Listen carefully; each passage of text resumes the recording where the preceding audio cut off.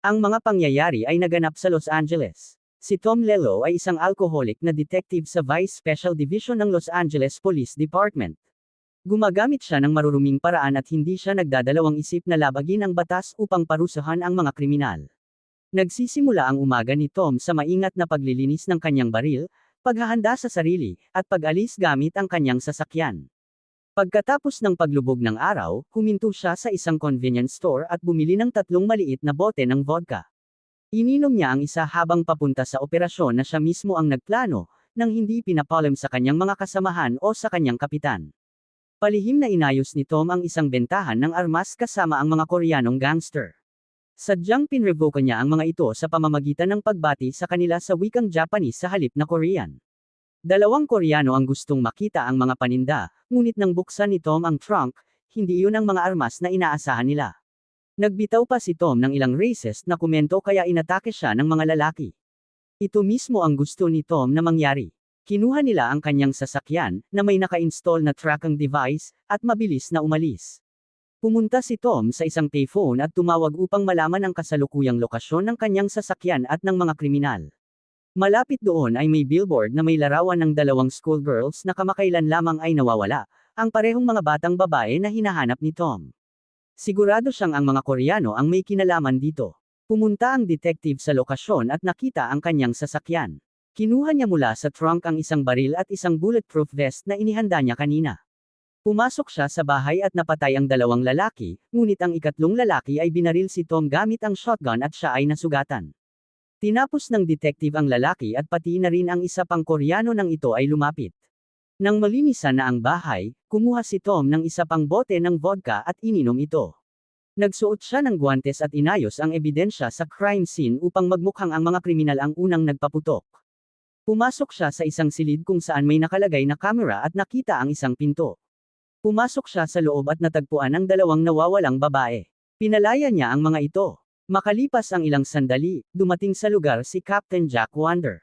Sa labas, sinagot niya ang mga tanong ng mga reporter, habang nasa loob, nagreklamo si Detective Cosmo Santos kay Tom na bukas ay lahat ng balita ay utok sa kung paano isang pulis lang ang nagligtas sa mga babae ng mag-isa, na para bang wala nang ginawa ang buong team. Matindi ang naging reaksyon ni Tom dito, at sa sandaling iyon ay pumasok si Captain Wander. Sinigawan niya sila dahil sa kanilang hindi propesyonal na asal. Inutusan niya si Santos na tiyaking maayos na madodokumento ang lahat. Si Sergeant Mike Clay at si Detective Dante Dale ay pumunta sa istasyon upang isulat ang ulat para maging handa ito bago maghating gabi. Naiwan ang kapitan kasama si Tom, sinuri ang lugar, pinuri ang kanyang plano at inisyatiba, at niyakap siya bilang pagpapahalaga. Naamoy niya ang alak at sinabi niyang malinaw niyang nakikilala ang amoy ng vodka. Malapit nang dumating ang team ng district attorney, kaya oras na para umalis bago nila siya makita sa ganitong kalagayan. Inalok ni Jack na ihatid si Tom sa ospital. Sa kalye, nilapitan si Tom ni Detective Terren Washington, ang dati niyang partner. Binati siya nito sa bago niyang tagumpay, ngunit sinabi rin na masyadong radikal ang mga pamamaraan ni Tom. Pinatay niya ang lahat ng kriminal sa halip na dalhin sila sa paglilitis at kulungan. Binalaan ni Detective Washington na ang nangyari ay maaaring magdulot ng matinding reaksyon mula sa komunidad ng mga Koreano. Ipinahiwatig pa niya na si Tom ay isang racist. Halos mag-away ang dalawa, ngunit namagitan si Captain Wander at pinakalma sila. Dumating si Tom sa ospital at naghintay kay Grace Garcia, ang tanging nurse na pinagkakatiwalaan niya, at tumangging magpatingin sa iba. Biglang may isang hindi kilalang lalaki sa likod ng kurtina ang nakarinig nito at nagbahagi na ginawa rin daw niya ang parehong bagay sa isang waitress. Napagtanto ng lalaki na kakapanood lang niya kay Tom sa TV at nakilala niya ito. Ipinakilala ng estranghero ang sarili bilang empleyado ng isang insurance company, kahit na sa totoo ay siya si Captain James Biggs. Tinanong niya si Tom kung sino ang unang nagpaputok at kung paano niya natagpuan ang mga babae, na ikinapagtaka ni Tom. Biglang may isang pulis na lumapit sa kanila at tinawag si James sa kanyang pangalan, at doon napagtanto ni Tom kung sino talaga ito. Ibinigay ni James ang kanyang business card at umalis. Pumasok si Nurse Grace at isinara ang kurtina upang walang makakita ng halikan niya si Tom. Pagkaraan, sa interrogation room, nagsinungaling si Tom tungkol sa operasyon at sinabi na ang sospek ang unang bumaril sa kanya nang pumasok siya sa bahay. Tinanong siya kung bakit hindi siya tumawag ng backup bago pumasok sa loob. Nagsinungaling si Tom na narinig niya ang sigaw ng babae at napagtanto niyang wala ng oras kaya kailangan niyang kumilos agad. Kinabukasan, dumalo siya sa retirement party ng isa sa kanyang mga kasamahan at uminom kasama ang team sa mesa. Na-promote si Captain Jack bilang commander dahil sa kaso ng mga babae, ipinakita ni Tom kay Jack ang business card ni James, at ipinaliwanag ng kapitan na malalim mag-imbestiga si James kapag may pinaghihinalaan siya. Lumabas na ang dating partner ni Tom na si Washington ay kamakailan lamang nakipagkita kay Captain James Biggs. Dati nang tinanggal ni Jack si Washington sa team, at ngayon ay tila gumaganti ito sa pamamagitan ng paglalabas ng impormasyon tungkol kay Tom. Masamang tumingin si Tommy kay Washington mula sa kabilang bahagi ng silid, at halos pigilan siya ng kanyang mga kasamahan nang subukan niyang sugurin ito. Sinabi ni Jack na siya na ang bahala sa sitwasyon at pinakalma si Tommy. Kalaunan, sinundan ni Tommy si Washington at tulad ng nakasanayan ay uminom muna siya ng kaunting vodka. Huminto si Washington sa isang gas station, ngunit biglang may isang sasakyan na dumating na may sakay na 2 miyembro ng gang. Agad na napagtanto ni Tommy na balak nilang holdupin ang tindahan kung saan naroon si Washington, kaya tumakbo siya papasok upang balaan ito. Ngunit inakala ni Washington na gusto siyang saktan ni Tommy. Biglang pumasok sa tindahan ang 2 kriminal. Sa gitna ng kaguluhan, aksidenteng nabaril ni Tommy si Washington sa likod. Pagkatapos nito, paulit-ulit pang pinaputukan ng mga miyembro ng gang si Washington. Tumakas ang mga kriminal. Lumapit si Tommy kay Washington, ngunit patay na ang dati niyang partner. Dumating ang pulisya at ang team ni Tommy sa lugar. Hiningi ni Jack na makita ang surveillance footage. Malinaw na ipinakita ng video na wala namang ginawa si Tommy habang inaatake si Washington. Sinubukan ni Tommy na ipagtanggol ang sarili, ngunit binalaan siya ng team na kapag nakita ng departamento ang footage, matatanggal siya sa trabaho, at kung makita naman ito ng prosecutor's office, maaari siyang makulong. Tiyak na babaluktutin ni Captain James Biggs ang kwento upang magmukhang si Tommy ang nag-utos sa 2 miyembro ng gang na atakihin si Washington. Inutusan ni Jack si Tommy na isuko ang kanyang mga armas at hiniling na makausap siya ng sarilinan. Sinabi niya kay Tommy na hindi nila kayang mawala siya. Isa siyang propesyonal at mapapahamak ang team kung wala siya. Pagkatapos ay, sinimulan ni Jack na baguhin ang kwento. Iminungkahi niyang maaaring nakalimutan ng cashier na ilagay ang disk sa surveillance system, kaya hindi gumagana ang mga kamera, at nagkataon lamang na napadaan si Tommy kaya siya tumulong. Umalis si Jack, at sa sandaling iyon ay kinuha ni Tom ang disk. Pauwi na si Grace mula sa trabaho nang mapansin niya si Tom na nakatayo sa harap ng kanyang pintuan. Ikinwento niya ang lahat at inamin na nanginginig lamang siya sa isang sulok habang pinapatay ang dati niyang partner. Kinabukasan, ipinakita ni Jack kay Tom ang isang artikulo sa pahayagan tungkol sa hero cop na si Tom, na nabigong mailigtas ang kanyang dating partner. Sinabi ni Jack na itatago muna niya si Tom hanggang sa hamupa ang sitwasyon. Sa ngayon, si Tom ay maghahandle muna ng mga papeles at mag-i-interview ng mga biktima sa police station. Buong araw siyang nakipagkita sa mga tao at nakinig sa kanilang mga reklamo nang biglang umupo si Captain James Biggs sa upuan sa tabi niya. Napansin ni James ang mourning ribbon sa braso ni Tom at binanggit ito. Inanyayahan niya si Tom na mag-lunch upang makapag-usap sila sa isang pribadong lugar. Sa cafe, binuksan ni James ang isang voice recorder at sinimulan niyang tanungin si Tom. Sinabi ni Tom na siya ang unang dumating sa crime scene. Tinanong ni James kung may 3 umaatake, dahil 2 lamang ang nakikita. Natagpuan ng pathologist ang mga bala na may 3 magkakaibang caliber sa katawan ni Washington. Pinatay ni James ang recorder upang pilitin si Tom na magsabi ng totoo, ngunit nanatiling tahimik si Tom. Makalipas ang ilang sandali, dumating sina Jack at Tom sa opisina ni James. Inakusahan ni Jack si James na naghuhukay ng impormasyon kahit wala naman siyang opisyal na kaso o ebidensya laban kay Tom. Kung may problema ka kay Lelo, sa akin ka lumapit at itali mo ang aso mo. Direktang pinuna ni James si Jack, sinabing itinayo niya ang kanyang karera hanggang sa ranggong commander gamit ang maruruming paraan, pananakot, at blackmail. Gumanti si Jack ng personal at tinanong kung alam ba ng asawa ni James ang tungkol sa relasyon nito sa mga lalaki. Pinalayas sila ni James sa kanyang opisina. Nagtipon ang mga pulis para sa isang solemna na pamamaalam kay Detective Washington, at naroon ang kanyang asawa na si Linda. Pinanood siya ni Tom mula sa malayo, lumapit sa kanya, ngunit tumanggi itong makinig sa anumang paliwanag. Natagpuan ni Tom si Detective Paul Descant, na nagtatrabaho sa kaso ni Washington. Gusto ni Tom malaman kung ilang bala ang opisyal na narecover mula sa katawan ni Washington, ngunit tumanggi ang detective na sumagot. Nagpasya si Tom na pumunta sa forensic department ng mag-isa. Doon ay nakilala niya ang pathologist na minsan nang nagsagawa ng autopsy sa kanyang yumaong asawa.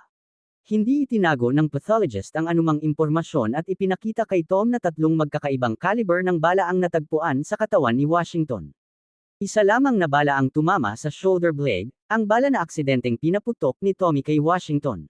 Biglang pumasok si Paul sa departamento upang kunin ang report. Tinanong ni Tom si Detective Discant kung ano sa tingin nito ang nangyari sa tindahan at kung bakit may tatlong magkakaibang uri ng bala na natagpuan. Iminungkahi ng detective na maaaring isa sa mga kriminal ang humugot ng baril sa huli at tinapos si Washington. Sinabi ni Paul na pinagtatakpan niya si Tom, ngunit binalaan siyang huwag makialam sa investigasyon.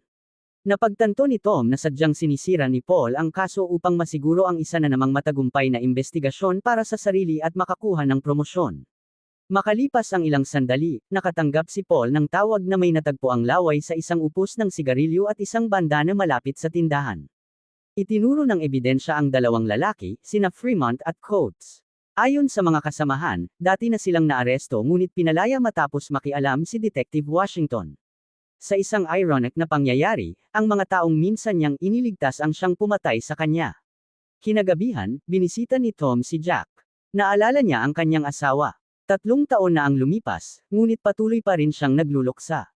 Kinabukasan, habang tumatanggap si Tom ng mga reklamo, tinawagan siya ni Paul. Sinabi nitong hindi naging tapat si Washington at sangkot ito sa korupsyon. Naghinala si Tom na maaaring near record ni Paul ang kanilang pag-uusap, kaya kinuha niya ang telepono mula sa kanyang bulsa at itinapon ito sa lababo.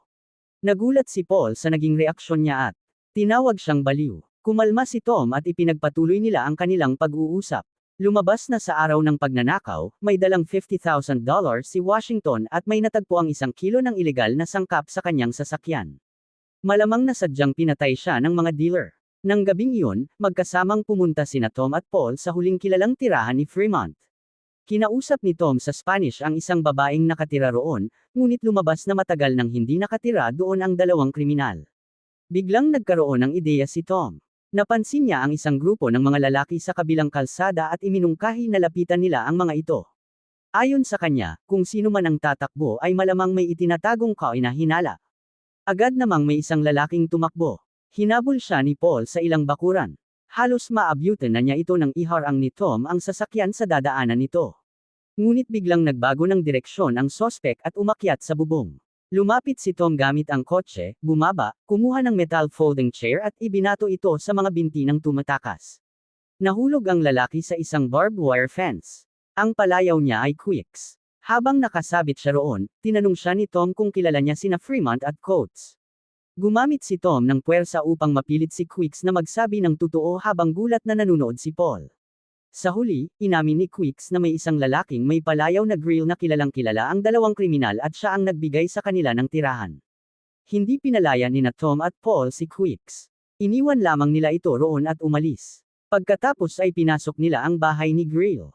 Binuksan ni Tom ang refrigerator, kumuha ng beer, at napansin ang isang bote ng ketchup. Ipinakita niya ito kay Grill at sinabing may natagpuan siyang ilegal na sangkap sa loob nito. Itinanggi ni Grill ang paratang at sinabing si Tom mismo ang naglagay ng ebidensya. Bilang sagot, kumuha si Tom ng isang libro at sinimulan nitong ipalo kay Grill. Sinubukan siyang pigilan ni Paul ngunit muntik pa siyang matamaan sa mukha. Sa huli, sinabi ni Grill na pinaalis na sa lugar sina Fremont at Coates at tanging ang mga bilanggo sa Men's Central Jail ang nakakaalam ng kanilang kasalukuyang kinaroroonan. Sumang-ayon si Tom kay Grill na pansamantala siyang papasok sa kulungan upang makakuha ng impormasyon tungkol sa dalawang kriminal. Kinabukasan, nakipagkita si Tom sa asawa ni Washington at sinabi sa kanya ang tungkol sa $50,000 na dala ng kanyang asawa. Simple lamang ang sagot ng babae, may mabuting puso ang kanyang asawa at kamakailan lamang nilang naibenta ang kanilang bahay dahil balak nilang lumipat sa Bahamas upang magsimula ng bagong buhay. Sumunod na araw, dinala ni Detective Dale kay Tom ang bala. Habang sinusuri ito ni Tom, biglang tumawag si Grill mula sa kulungan. May nakuha siyang bagong pangalan, isang lalaking may palayaw na scribble. Ibinahagi ni Tom ang impormasyong ito kay Paul at sabay silang umalis. Nagmaneho si Tom ng sobrang bilis, dumaraan sa trapiko at hindi pinapansin ang mga tawiran. Sa huli ay naabutan nila si Scribble at pinahinto siya, ngunit agad silang pinalibutan ng mga miyembro ng gang. Direktang tinanong ni Tom ang tungkol sa mga taong hinahanap niya. Sinabi ni Scribble na mga halimaw ang mga iyon at nakakatakot kahit kumatok lamang sa kanilang pinto. Ibinigay niya ang lokasyon ng isang bahay sa mga burol at doon sila nagtungo kasama siya. Binato ni Tom ng bato ang bintana. Tahimik ang loob. Pumasok sila at nakita ang matinding kaguluhan, mga bakas ng dugo, at kakaibang amoy sa bakuran. Naghukay sila sa lupa at natuklasan ang mga bangkay ni na Fremont at Coates. Pareho na silang patay. Batay sa kalagayan ng mga katawan, matagal na silang nakabaon doon. Sigurado si Tom na hindi sila ang pumatay kay Washington. Binal-ikan nila si Scribble, ngunit hindi nila sinabi ang tungkol sa mga bangkay. Iniabot ni Tom ang kanyang business card bago sila umalis. Kinagabihan, nagtipon si Tom at ang kanyang mga kasamahan upang magpahinga at isinama niya si Grace. Pagdating niya sa bahay, sinuri niya ang surveillance footage. Biglang tumunog ang kanyang telepono. Si Paul yun na nakipag-usap kay Scribble. Ang mga lalaking nagpakilalang sina Fremont at Coates ay gustong makipagkita. Nagkasundo ang mga detective na magkita sa istasyon makalipas ang 1 oras. Bago iyon, pinuntahan muna ni Tom ang asawa ni Washington na si Linda. Nagpasya siyang ibigay sa kanya ang surveillance disc. Sinabi ni Tom na noong mawala ang kanyang asawa, kasama ito ng ibang lalaki na iniwan lamang siya sa ospital. Ipinahayag niya ang kanyang pakikiramay at tinanggap ni Linda ang disc. Iminungkahi ni Paul na tumawag sila ng backup, ngunit nilinaw ni Tom na wala siyang balak arestuhin ang mga kriminal. Gusto niyang siya mismo ang magbigay ng hustisya. Sinabihan niya si Paul na umuwi na at magpanggap na hindi sila nagkakilala. Tumanggi si Paul at nagpas siyang sumama. Habang papalapit sila sa kotse, biglang dumating si Captain James Biggs. Sa nakalipas na mga araw, may kumakalat na balita na nakikitang magkasama sina Tom at Paul sa iba't ibang lugar. Umalis sina Tom at Paul, pinalitan ang mga bala upang walang bakas ng police ammunition. Nakipagkita sa kanila si Scribble at dinala sila sa lungga ng mga kriminal. Sinalubong sila nina Fremont at Coates na nakatutok ang mga baril. Nag-alok si Tom ng isang kasunduan. Maaaring arestuhin ng pulis ang mga dealer habang ibebenta naman ng mga kriminal ang mga nakumpiskang paninda. Kumuha siya ng sample mula sa kanyang bulsa. Nakilala ni Fremont si Tom, nakita niya ito sa tindahan. Napagtanto ng mga kriminal na dumating si Tom upang ipaghiganti si Washington. Tinanong ni Tom kung sino talaga sila, dahil ang tunay na Fremont at Coates ay patay na at nakabaon sa bakuran. Biglang naunawaan ni Paul ang kanilang tunay na pagkakakilanlan. Ngunit bago pa niya masabi ang kanilang mga pangalan, binaril siya ng mga kriminal. Halos hindi na siya makahinga. Tumanggi si Scribble na barilin ang mga detective kahit pinipilit siya ng mga kriminal, kaya siya rin ay pinatay. Napatay ni Tom si Fremont. Nagtago si Coates sa likod ng refrigerator, ngunit nang mag-reload ito ng baril, itinulak ni Tom ang refrigerator at pinaputukan siya mula sa itaas. Agad na tumakbo si Tom kay Paul at nanatili sa tabi niya sa kanyang huling sandali. Pagkatapos, pumunta si Tom kay Grace na may tama ng bala sa kanyang braso.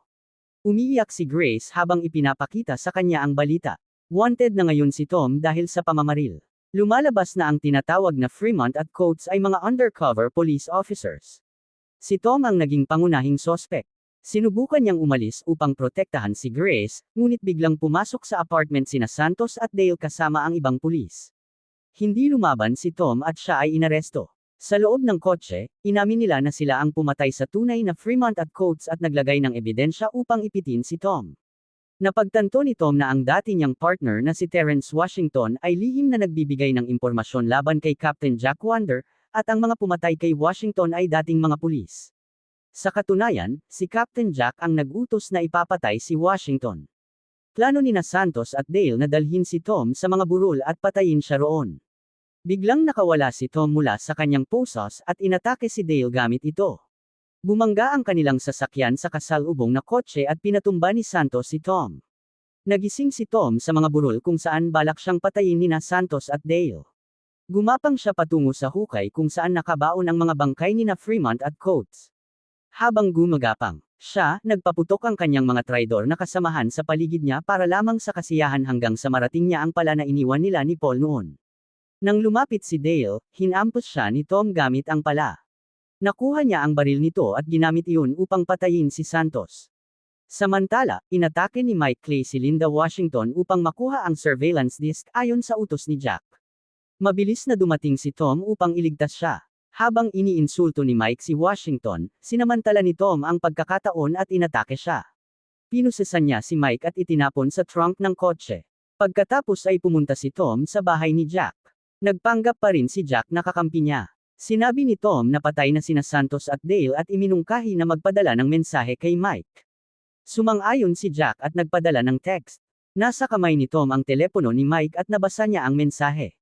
Nandoon ang utos ni Jack na patayin si Tom. Hiningi ni Tom ang katotohanan. Napagtanto niya na si Jack ang nag-set up sa kanya. Sinabi ni Jack na wala siyang pakialam kay Washington o sa kanyang team, kapangyarihan lamang ang mahalaga sa kanya. Ayon pa sa kanya, espesyal si Tom at maaari nitong palitan ng iba. Hiniling ni Jack kay Tom na kalimutan ang lahat at magpatuloy silang magkasama, ngunit tumanggi si Tom. Inatake niya si Jack at natanggal ang baril nito. Sa gitna ng laban, nagawa ni Tom na pusasan si Jack sa hagdan. Nagmakaawa si Jack at sinabi kay Tom na basagin ang pader. Sa likod nito ay may malaking lihim na imbakan, milyon-milyong pera, ilegal na sangkap, at mga kompromisong impormasyon tungkol sa matataas na opisyal. Ipinagmalaki ni Wonder na iyon ang kanyang korona at siya ang hari ng mga lihim. Ipinaliwanag niya na dahil sa kapangyarihan niya sa loob ng police force, naprotektahan niya si Tom sa loob ng maraming taon at natakpan ang mga marurumi nitong paraan. Kinolekta niya ang mga kompromisong impormasyon upang maging police chief at kalaunan ay mayor ng Los Angeles. Ginawa niya ang lahat upang protektahan ang kanyang interes. Ang pera raw ay napupunta sa police pensions, legal aid, pati na rin sa mga suhol at pagtatakip ng mga kaso. Sinabi lamang ni Tom na si Jack ang kanyang matalik na kaibigan, at pagkatapos ay binaril niya ito. Tinawagan ni Tom si Biggs at dumating si James. Inamin niya na sinadya niyang gamitin si Tom bilang kasangkapan upang pabagsakin si Jack. Sinabi ni Biggs na kailangan pa rin ng departamento ang mga taong katulad ni Tom. Sa wakas, napagtanto ni Tom kung gaano kalalim ang korupsyon sa sistema. Nagpasya siyang manatili sa loob nito, ngunit tuluyan na siyang nagbago. Salamat sa panunood. Huwag kalimutang pindutin ang like button at mag-subscribe sa Movie Feast channel upang hindi ninyo makaligtaan ang mga kapana-panabik na pelikula.